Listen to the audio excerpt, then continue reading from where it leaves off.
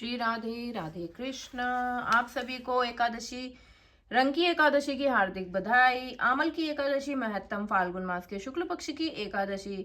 माधानता जी बोले कि हे वशिष्ठ जी, यदि आप मुझ पर प्रसन्न हैं तो ऐसे व्रत की कथा कहो जिससे मेरा कल्याण हो। महर्षि वशिष्ठ जी बोले कि हे राजन, सब व्रतों से उत्तम और अंत में मोक्ष देने वाला आमल की एकादशी का वर्णन करता हूँ। यह फागुन माह शुक्ल पक्ष में होता है। इस व्रत के फल से समस्त पाप नष्ट हो जाते हैं। इस व्रत का पुण्य 1000 गौदान के फल के बराबर है। मैं आपसे एक पौराणिक कथा कहता हूँ, उसे ध्यान पूर्वक सुनो। एक वैदिक नामक नगर था। उस नगर में ब्राह्मण, वैश्य, क्षत्रिय, शूद्र चारों वर्ण आनंद पूर्वक रहते थे। नगर में सदैव वेद ध्वनि गूंजा करती थी। उस जगह पापी, दुराचारी, नास्तिक कोई नहीं था। उस नगर में चैत्ररथ नामक चंद्रवंशी राजा राज्य करता था। वह महान विद्वान तथा धार्मिक था। उस राज्य में कोई भी दरिद्र तथा कंजूस नहीं था। उस राज्य के सभी निवासी विष्णु भक्त थे। वहां के निवासी वृद्ध से बालक तक प्रत्येक एकादशी का व्रत करते थे। एक समय फागुन मास के एक शुक्ल पक्ष की आमल की नामक एकादशी आई।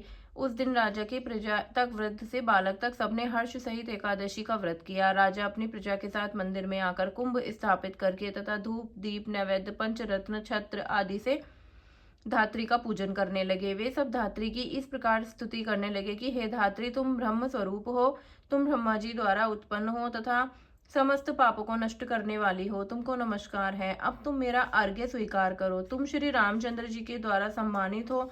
मैं आपकी प्रार्थना करता हूँ, मेरे समस्त पापों का हरण करो। उस देवालय में रात्रि में सबको जागरण किया। रात्रि के समय उस समय जग के एक बहेलिया आया। वह महापापी तथा दुराचारी था। अपने कुटुंब का पालन वह जीव हिंसा करके करता था। वह भूख प्यास से अत्यंत व्याकुल था। कुछ भोजन इच्छा से मंदिर के एक कोने में बैठ गया। उस जगह विष्णु भगवान की कथा तथा एकादशी महात्म सुनने लगे। इस प्रकार उस बहेलिया ने समस्त रात्रि को अन्य लोगों के साथ जागरण कर व्यतीत की। प्रातः काल होते ही सभी लोग अपने अपने घर गए। इसी प्रकार वह बहेलिया भी अपने घर चला गया और भोजन किया। कुछ समय बीतने के पश्चात उस बहेलिये की मृत्यु हो गई और आमल की एकादशी के व्रत तथा जागरण के प्रभाव से उसने एक राजा के यहाँ जन्म लिया।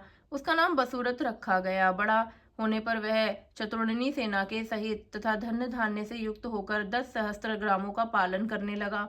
वह तेज से सूर्य के समान, क्रांति में चंद्रमा के समान, वीरता में विष्णु भगवान के समान तथा क्षमा में पृथ्वी के समान था। वह अत्यंत धार्मिक, सत्यवादी, कर्मवीर और विष्णु भक्त था। वह प्रजा का सम्मान भाव से पालन करता था। दान देना उसका नित्य कर्म का कर्तव्य था। एक दिन वह राजा शिकार खेलने के लिए गया। देवयोग से वन में वह रास्ता भूल गया और दिशा ज्ञान न होने के कारण उसी वन में एक वृक्ष के नीचे सोता रहा।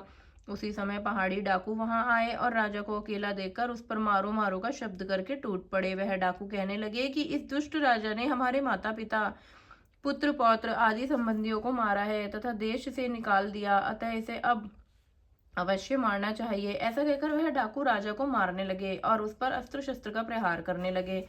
उनके अस्त्र शस्त्र राजा के शरीर पर गिरते ही नष्ट हो जाते और राजा को पुष्पों के समान प्रतीत होते थे। उन डाकुओं के अस्त्र और शस्त्र उन पर उल्टा प्रहार करने लगे, जिससे वे मूर्छित हो गए। उस समय राजा के शरीर से एक दिव्य देवी प्रकट हुई। वह देवी अत्यंत सुंदर थी तथा सुंदर वस्त्रों तथा आभूषणों से अलंकृत थी। उनकी भ्रकुटी टेढ़ी थी। उसकी आंखों से लाल लाल अग्नि निकल रही थी। वह उस समय दूसरे काल के समान प्रतीत होती थी। वह उन डाकुओं को मारने दौड़ती और समस्त डाकुओं को काल के गाल से पहुंचा दिया। जब राजा जगा तब इन डाकुओं को मरा हुआ देखकर सोचने लगा कि इन शत्रुओं को किसने मारा है, मेरा इस वन में कौन हितैषी रहता है। जब वह राजा ऐसा विचार कर रहा था तब भी आकाशवाणी हुई कि हे राजन, इस संसार में विष्णु भगवान के अतिरिक्त तेरी कौन रक्षा कर सकता है। इस आकाशवाणी को सुनकर राजा अपने नगर को वापिस आ गया और सुखपूर्वक राजा राज्य करने लगा।